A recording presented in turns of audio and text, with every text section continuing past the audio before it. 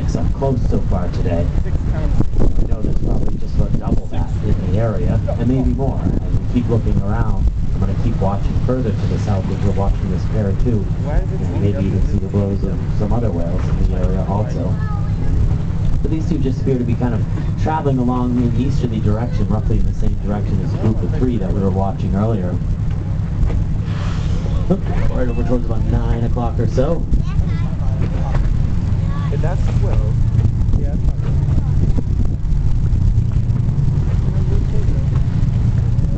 What? Sorry. Did you get that one?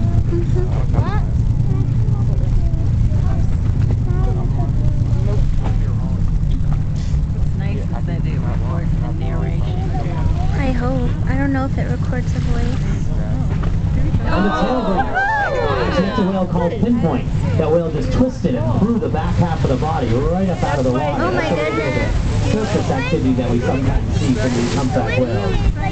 Keep walking over there towards 10 o'clock, obviously. You have to be in just the right place at just the right time to see that kind of surface activity. But hopefully everyone was looking in that direction. That whale just twisted and threw the back half of the body out of the water. Okay, so the whale that I thought was Fracture is in actuality a whale called Pinpoint.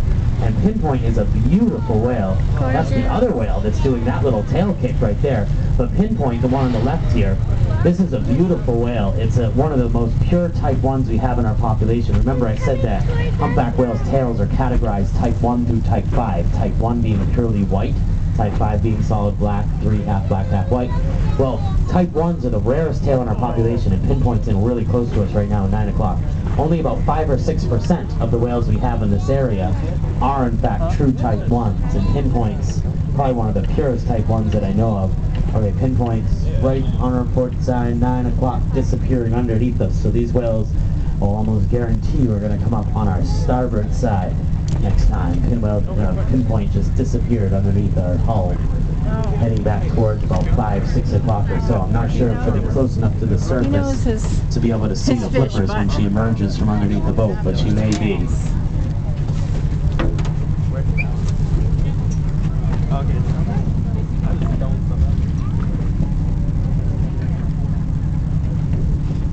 So a few signs of activity from these two whales. First, Pinpoint did that big tail breach, twisted it through the back half of the body out of the water, and then Cella slashed her tail up the surface a couple of times before diving.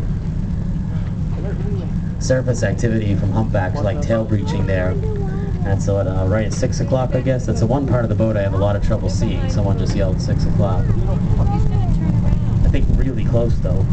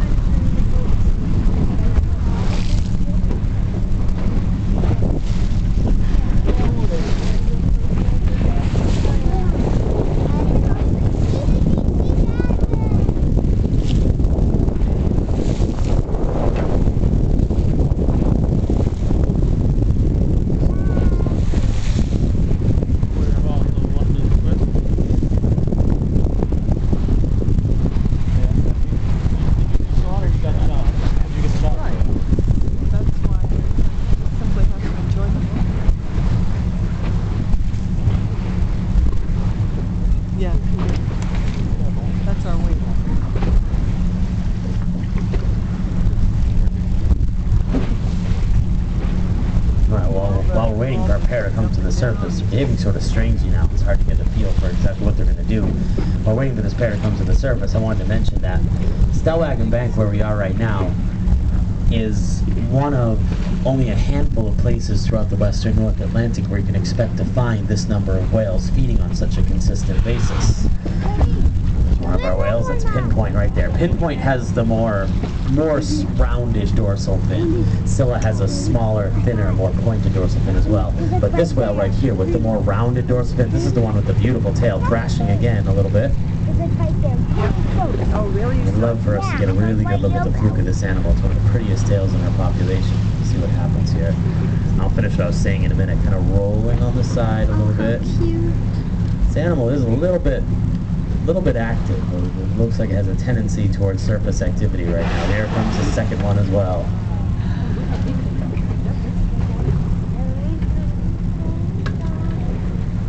See their fleet?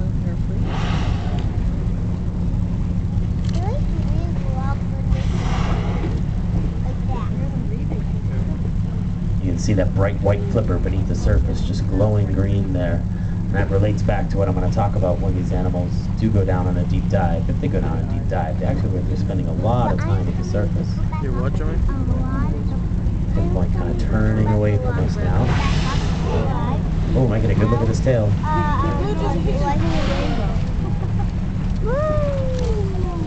Oh, you saw that white tail.